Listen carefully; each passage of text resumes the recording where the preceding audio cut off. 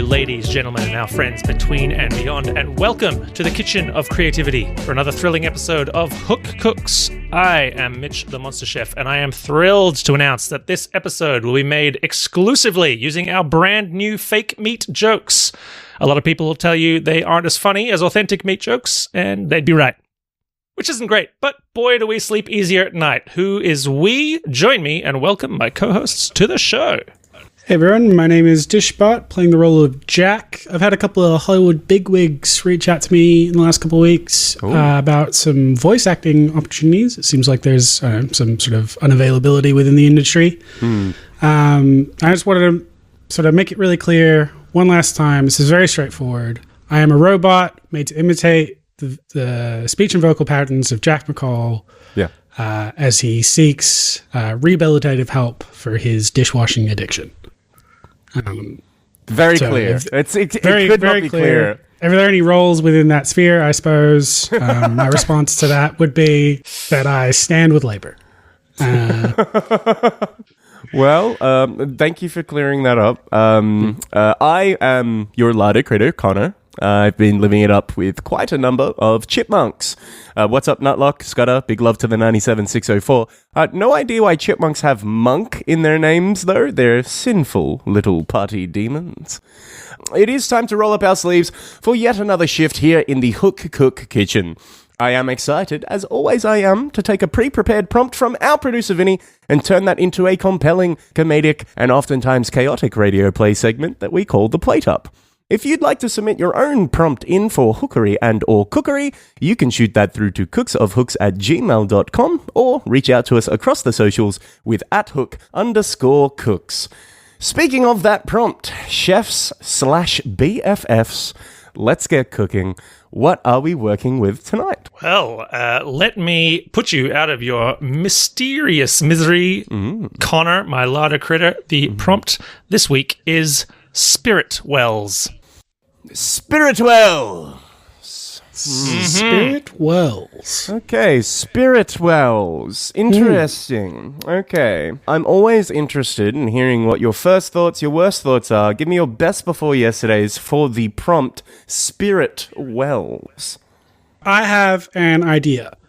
And I think the best way for me to articulate that idea is to pose sort of present like a hypothetical to you both. But I do want to sort of lay some ground rules before I do that. Okay. And that's I don't want to be interrupted while I'm doing this. Okay. And that everything that I say is the way that it would happen, and you can't sort of argue with that. Okay, cool. This is interesting. All right, I agree with dread in my heart. I will sign this verbal contract. Fantastic. All right, so imagine it's like hot, right? Like dog days of summer, it's super hot.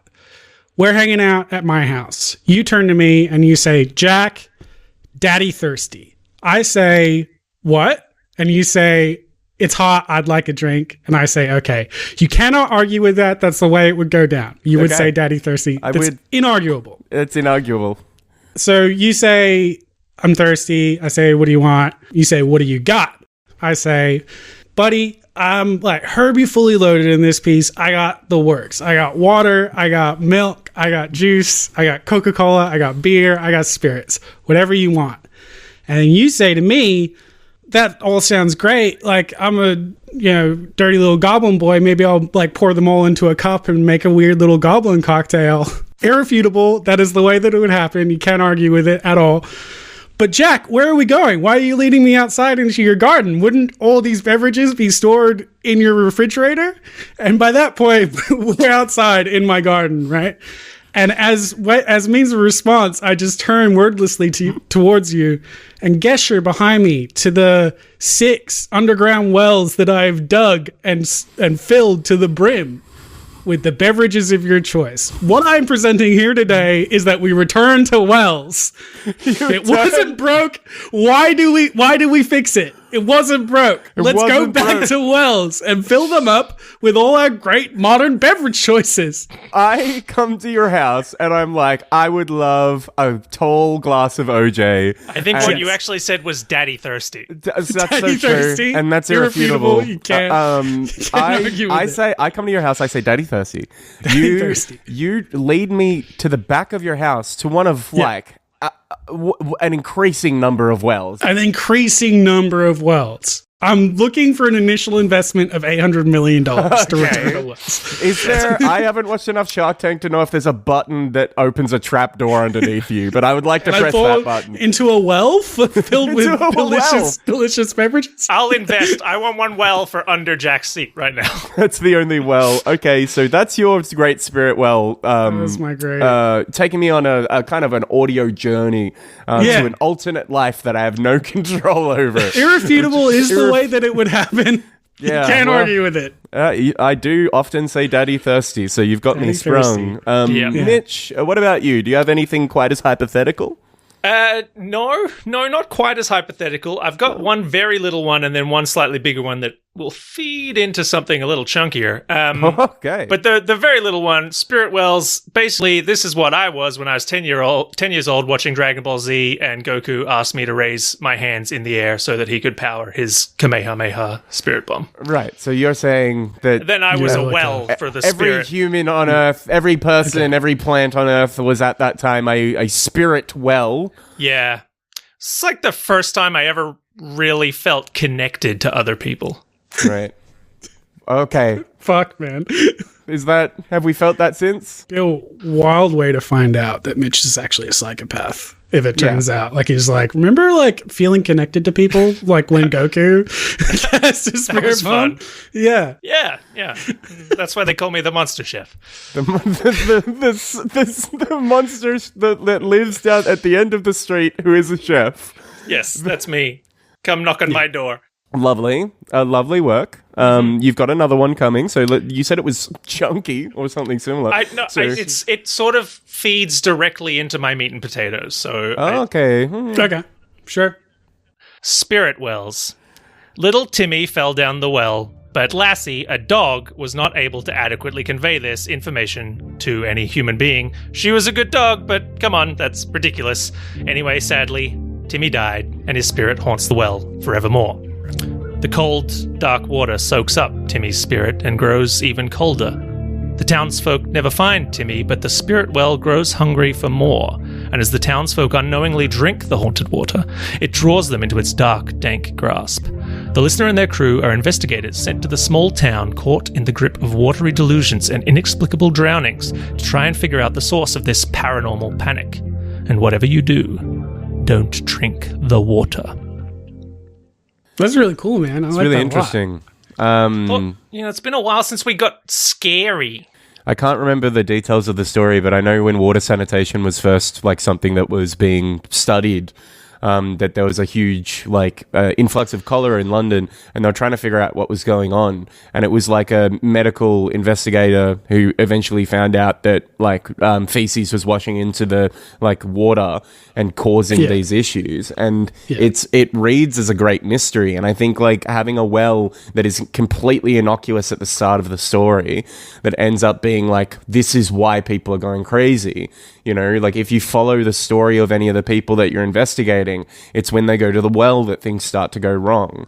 And that's really interesting to me. Instead of cholera, it's a haunting, a curse. Yeah, I mean, you can go lean as paranormal as you want. It could be that he could have mad cow disease and they drink the water and, or spooky ghost stuff, but not spooky like the last episode was, well, no, 2 episodes ago was spooky like actually spooky, horror, scary. Yeah. It's like a scary story. That's really cool. I think the detective angle is really interesting. I think there's a lot of really cool things we can do with that. For sure. Yeah, I really like it. Jack, what have you got? So I have more of a, I guess, kind of environment one, and really I'll do the little spiel, but then afterwards I'll sort of describe what I'm picturing specifically, and we can talk through that. Right. So spirit wells. Oh no, the listener and their crew have fallen down a well, and they're still falling, then they're still falling, And then, finally, after an almost inconceivable amount of time, they land, softly in a world full of color and magic. They've fallen down a spirit well, full of kindly creatures and ghastly ghouls, and now they must find their way back up. So what I'm imagining is like someone falling into a well and like falling through darkness, and then you hit the bottom and it like inverts, and you find yourself like in this like massive, almost like biome, like a cylindrical sort of shape, and at the top you can see like this like light, the light of like the real world, but you're in like this sort of spiritual environment, sort of like Avatar: The Last Airbender, like the spirit world there was like really vibrant colors and like weird creatures and stuff like drifting through the sky. I love the idea that like it's almost like the sun in this world is the hole to get home. Yeah, that's cool. And that's in the sky, and you've got to try and get to it. I think these ideas can totally marry. Like what For I sure. would like suggest is the well is doing all of the things that Mitch has described, and then once our detectives find out about the well, they get sucked into it. Yeah. Right? They have to And find then- Timmy. Yeah. And it can be less like colorful and more like, if we want to do a horror thing, it can be Well, like, I don't kinda mind doing spooky like and a colorful afterlife. I don't think we need to do like a morose afterlife. We could do Dela de los Muertos style. You could do like, Sure. as you said, you could do Avatar: Last Airbender and focus more on like colorful spirits and like everything kind of has a spirit that might reflect the above world in some way. And it can make it for an interesting contrast, I think, if it is really like sort of scary and uncomfortable up above, and then going in and things are really bright and like, I mean, like Alice in Wonderland, at least, you know, early on is quite unsettling, you know? Yeah. Yeah. There's, I think there's a lot to play with there. That's fun. Cool. Yeah, Sure. no, that's the idea that I'd want to go with. And you do kind of like in my head, I've got like 1930s kind of detectives showing up. Yeah. A sort of feeling, Yeah, Yeah. I mean, I like that you know. they show up in the rain to this like small town and they're like asking questions and it's all like gloomy and noir. And then they're finally like, I think there's something weird about this well, and they all gather around it. And at that point, the magic happens and they're all drawn into the well. You know, I don't know what that looks like yet. Dark, shadowy hands come out, an invisible force, or I don't know. Is it still like the well is manifesting in some way to the town and like hurting the town in some way? Like, I guess that's what I would want to figure out if we're marrying these two ideas. I think the thing that's going to end up with me marrying it is using this Timmy ghost a little bit more. So in this circumstance, Timmy's the one that's keeping this portal open because Timmy died in the well and has unresolved business, you know? And like, it's going to be a journey to find Timmy in the underworld to resolve his business, which will tie into the characters that we've actually met in the above world. Yeah. My question is like, what's happening in the above world? Is it like Yeah. All right. sucking people down? Is it like what's the spark for someone to come along and investigate Yeah. See, this well, right? the way I sort of thought it was that like the well begins to like have an impact on people that causes them then to drown, not necessarily in the well. Well, I think you do like the people that have been affected have gone comatose, right? And you Yeah. can still play with, and they're spitting up water, and we don't know why, right? That's fun. And they're Yeah. still alive. They shouldn't be alive. Their lungs are full of water. We don't know what's happening. Like, it's absolutely baffling. Like, especially if we're going to the well, the mystery of it being the well needs to be pretty signposted, right? Yeah. You know. And I like that as well because that gives you people to sort of collect and rescue on the other side. Yeah, true. Yeah, Who are not for sure. just dead. Is this an underwater biome? Ooh, that's really interesting. Maybe it's like, maybe we do like a underwater spirit Yeah, it's like world. an Atlantis kind of spirit. Where you world. don't need to breathe or anything, but everything's like You swim. floaty and mystical and like, you know, aesthetically I really like that, like as an afterlife. I think And it we've could done a also- lot of different afterlives, so good aesthetic. Now I don't want it to feel like it's the ocean, right? I want it to feel like you're underwater, but it's like more like a cave. Yeah, you're like spelunking or something. Yeah, or like a sort of deep lake. So sure. Timmy is going to be the through thread in the final solution to undoing the sleeping sickness that these people are going through.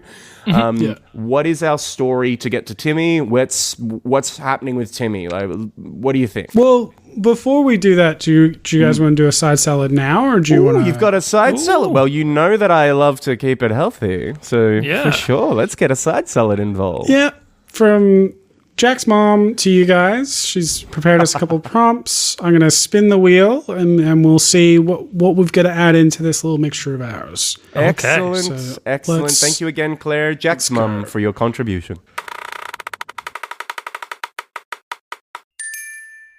Oh no. It's not a great one.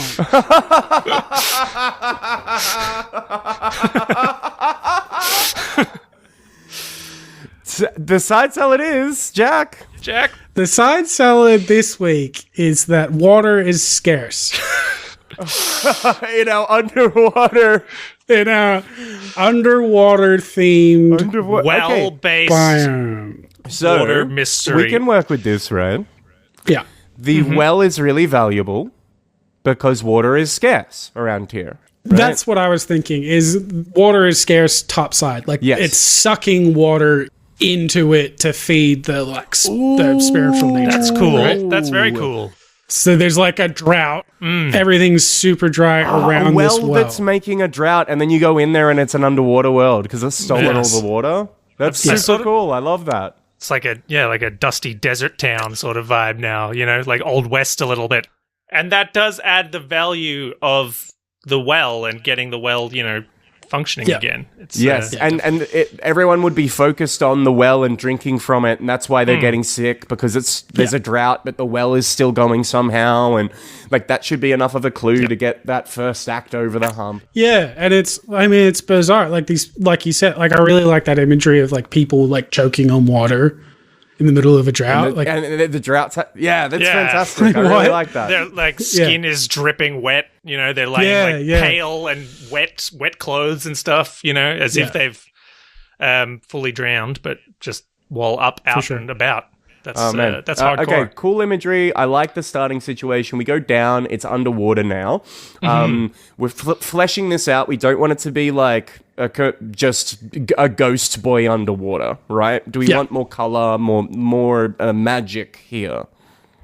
Yeah, I think we want it wider, like we want more depth and breadth. It's not just him. This is a whole biome. Is it just him down there? Like, is he sort of controlling this biome in some way? I think it's like he's created it, right? Yeah. Because we've now added the conceit that this world is like built off the fact that this water has been sucked from around it. So this is a transit. This is like not a space that's common. It's not like this is the bit between the afterworld, Like I think this is just a new environment that spirits are inhabiting because they can. I would, let's think about like Timmy is going to be our final thing and we need to get to Timmy. We also need to ascend back up the well. What are some bigger, more interesting spirits that could be involved? Are they like reflections of people that are trapped in the above world and we meet like their spirit down here?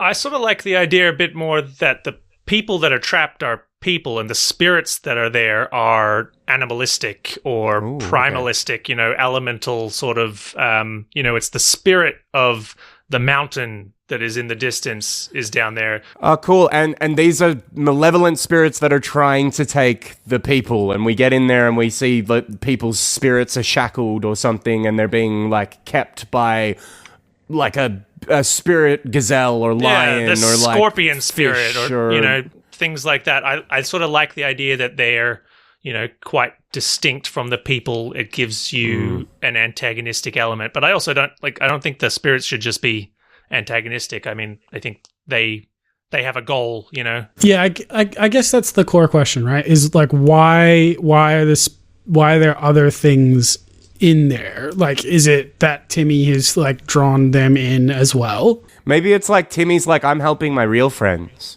These are my new friends and I'm helping them. Yeah. Nobody helped me when I was in the well.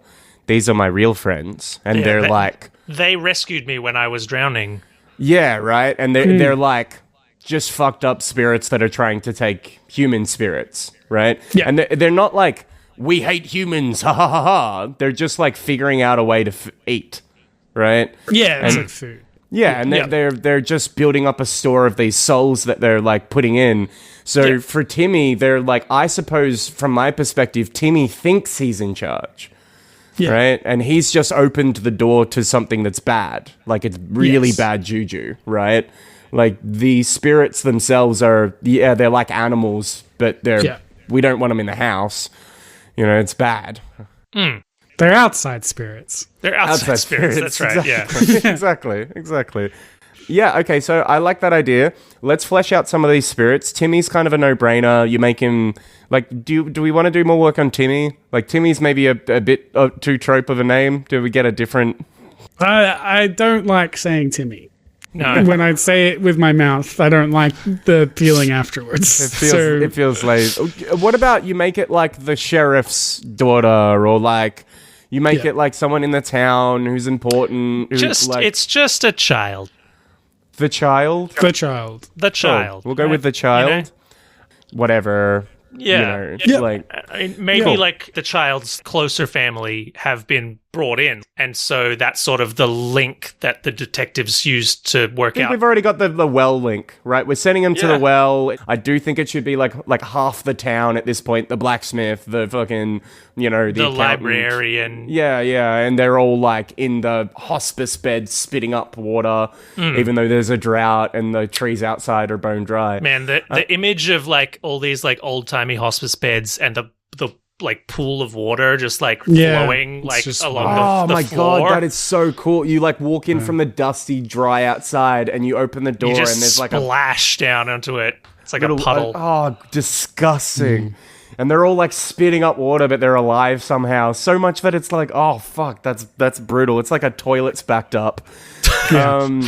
Cool. I really like that. That imagery is good. We go into the well, right? Our detectives are looking into what's going on. They end up going into the well. We're down into the well. Is this now we encounter a few, like immediately we need to encounter some obstacles. So what's the first bad spirit?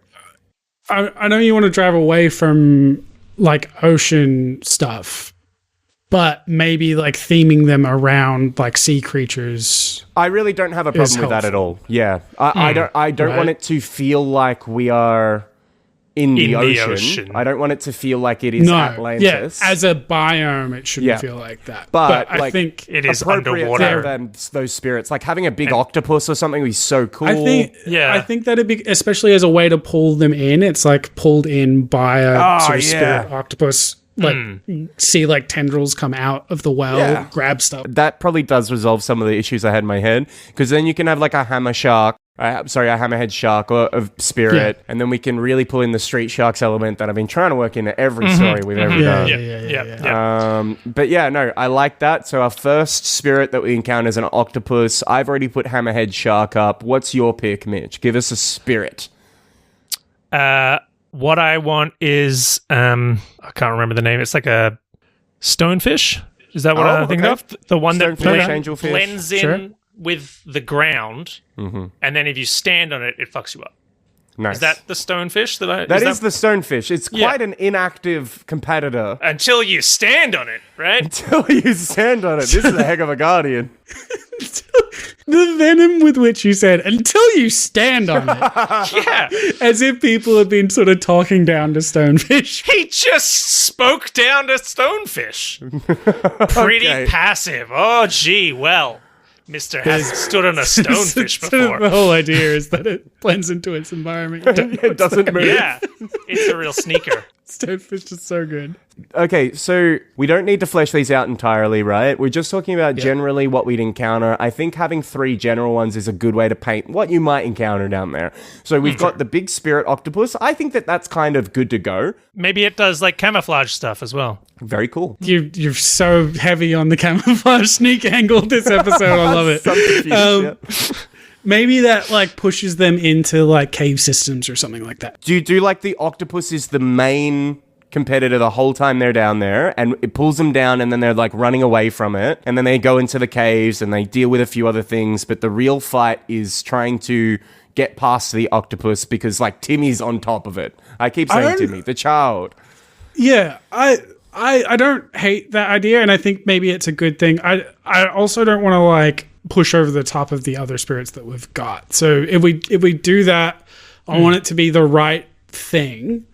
And I feel like if the octopus is like the central threat, it needs to have a reason that ties in with the rest of the story. Well, I would do that. It's like that's the spirit that Timmy's communed with. That's right? the one that Timmy's that saves Timmy. And there's other spirits that are like feeding off of this environment, right? Yeah. You know, other lesser spirits that are like filling the power vacuums that are being created by this enormous like octopus there's a sort of hole torn between worlds, and this is what's coming through and manifesting. Yeah, right? I really like it. I really like the idea of the threat. Like, you're in this underwater world swimming through caves, and it's like almost like if you've ever played Subnautica, the like constant threat of there being like a Leviathan scale like underwater creature that you only see one of its massive tentacles come out of the murky dark. You don't like see it to start with. No, I really like that as well. Yeah, and it's really cool. Like we said before, it like ties into that idea of like something reaching out and pulling back in. Like that has to sort of be an octopus. So I guess maybe then we theme the other spirits around what you would interact with in the caves or just outside of the caves as well, right? You do like that octopus is massive, right? So you can do like you come across a moray eel that's the size of an alligator. And that's a straight up basic threat, basic monster threat, right? And if you want something more advanced, electric eel. I got so many eels. All sorts of eels. How many more eels have you got? Let's not ask. So many. A gentleman never asks. Cool. Well, I think that's kind of painted the right picture. In terms of these tentacles that are coming out of the inky dark, I'd like to think of them as like somehow enhanced spiritually. Like they're not just octopus tentacles. They're like, maybe they're in like shades of neon blue, like it's a fucking Guillermo del Toro fucking like Afterlife kind of thing where it's like at one point one of them's holding a gun. One of the arms is holding a 9mm Glock blowback semi-automatic. I like the idea that it's sort of like negative colored, like UV sort of light sort of style. Yeah. Okay, cool. I like that. Yeah, like solarized almost. Yeah, that's it. Yeah, I like that. Okay, cool. Well, we've got this spirit octopus that's a major threat, a cool environment to fight it. You've got an opening scene that sets you up to think that you're going on this noir adventure, and then you end up in this like underwater spirit world fighting an enormous giant octopus and having to navigate like these different underwater creatures. I really like a lot of the imagery that we've got going. The last decision that we're going to have to make is what scene are we going to attack for the plate up? Pull in the well? Pull into well? You think pull it? That's cool, yeah. Pulling into well is pretty cool. It does have that option to like just flip both sides. I really love that imagery of like the climactic battle with the octopus, and a bit of engagement with Tim, the child. Sorry, all people Timmy's named Tim. Children. Old children. Apologies. Sorry, old children. You shouldn't be listening to this anyway. I will vote for the pull-in. I do think that's probably, it gives us the opportunity to talk about that cool, everything's dry kind of angle as well. And it lets us introduce this like mystical world. The octopus is a threat, and it kind of frees us from having to put too much of a finer point on a lot of the stuff that I'd want the listener to be able to do themselves. For sure. Right? I don't want to be too specific about what exactly is the octopus looking like, or how the child is manipulating the octopus, or exactly which threats are underwater, etc., etc. But the bits that I really like about the story is that above world, is that being pulled in, is that suddenly you're underwater thing. So I think that covers all of them. It's rock and roll. Sounds good. Okay. Let's go to the plate. Well, let's dive into this well. Let's get that plate up going. This sounds like water. That's what water sounds like. The shadows sway and seem to say, tonight we pray for water, cool water.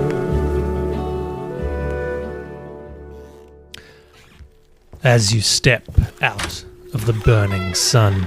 Following the deputy sheriff into the doctor's office, your heavy, dust-covered boot comes splashing down into a pool of water.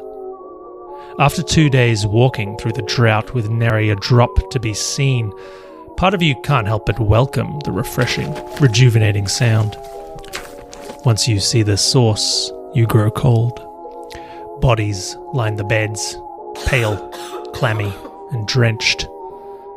This is your case, what they're calling the drowning sickness. It's worse than you thought. It comes without warning, without rhyme or reason or remedy. A gagging, retching sound fills the room, echoing off the sandstone walls.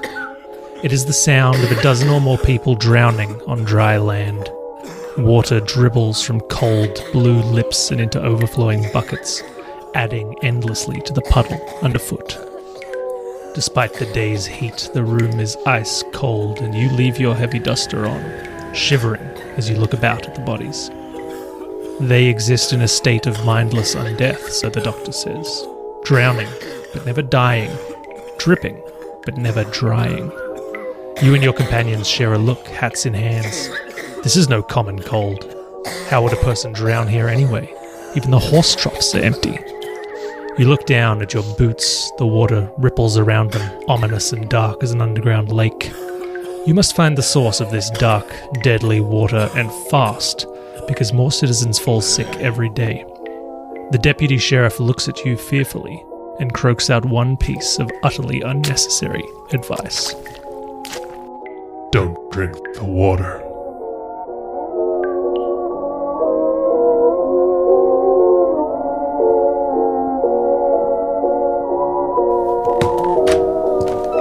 You exit into the unbearable heat of the day. The earth is cracked and parched. A lone tumbleweed rolls along in the middle distance.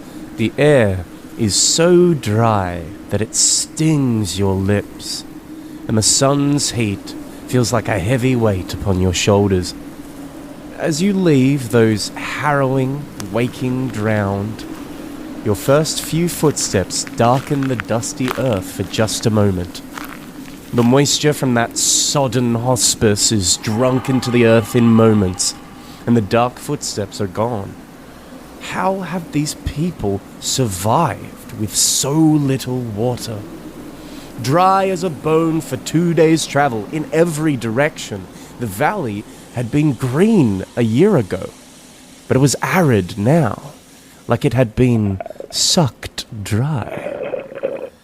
You look over to the town well, the one thing that has allowed these people to survive.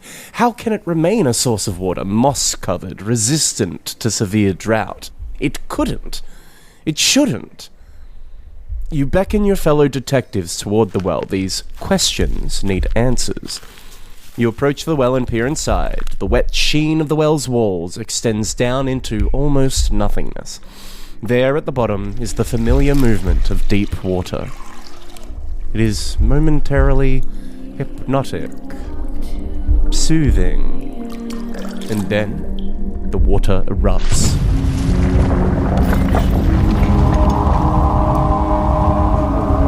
From the depths rise a monstrously thick assortment of tentacles. They lash and whip out of the well angrily, a dazzlingly otherworldly flagellation of supernatural color, onyx, amethyst, and sun-bleached hay.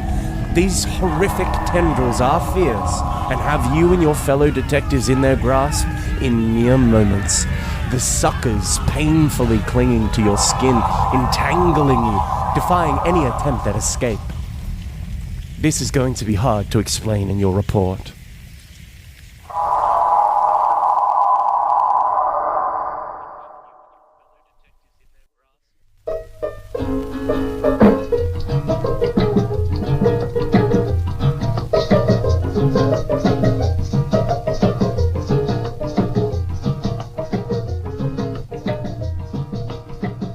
Before you can do anything, the gigantic tentacles pull you over the well's edge, and you're falling into an inky black darkness. Hold him, Joe, hold him, Joe, hold him, Joe, don't you let him go.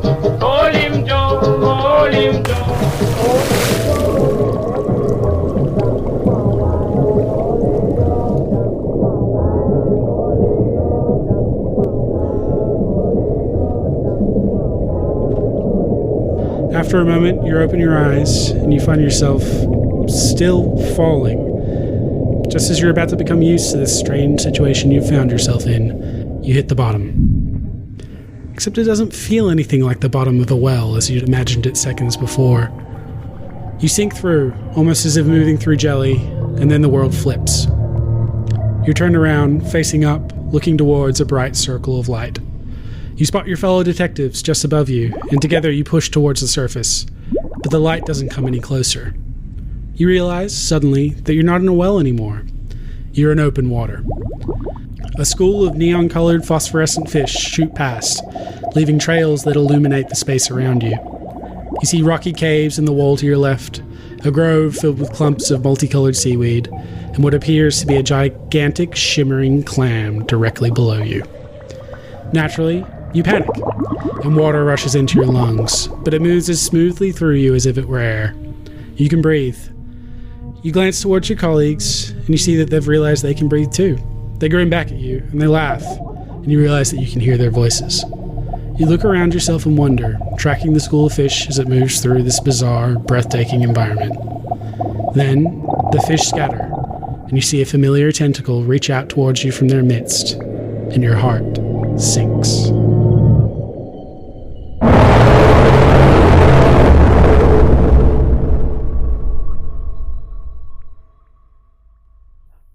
How can be sink if already bottom of water? Oh no, sink even deeper. Double sink. Double sink. You got that double sink stink. Yeah, well, I mean, I'm pretty happy to have this haunt my dreams for the next few days. This terrifying, otherworldly octopus that will eventually get you. Go and get you good. I really like this setting. I really had fun setting up a situation that has a magic well that's sucking all the water out of the surrounding environment. Yeah, I was worried for a little while with that side salad, but We were worried, but yet again, our product has been improved. a nice, well-rounded meal. Thanks, Mom. Thanks, Jack's mum. Thanks, Jack's mum. Well, I mean, that's it. I think that's all the time that we have here for this shift in the Hook Cook Kitchen. If you have a prompt that you would like us to turn into an episode, shoot that through to cooksofhooks@gmail.com or use @hook_cook for the socials. And if you are enjoying our episodes, please let us know. We love to hear any feedback. It's fun for us. It's fun for you. So, yeah, keep us posted. It's fun for you. I give I feedback. said Really if fun it's for fun you. for us. Like, it's fun for us if it's fun for you. I'm sorry. Okay. Yeah. Yes. We will not enjoy it if you do not have a Yeah. wild time. If you're not enjoying listening to our show, then don't fucking tell us about it. Yeah. then don't leave a review.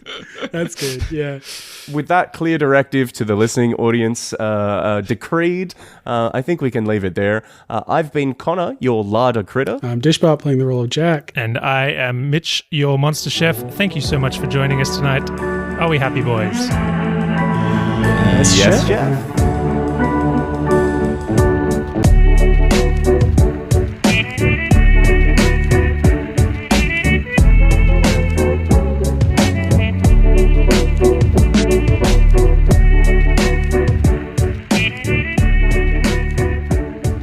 Slice it up, dice it up, rice it up. That's right. This is going out as a sushi roll. Sliced, diced, and riced. Sliced, diced, and rice, this one, huh? Yep. That's it. Mm. Sliced, diced, and rice. Sliced, diced, and rice.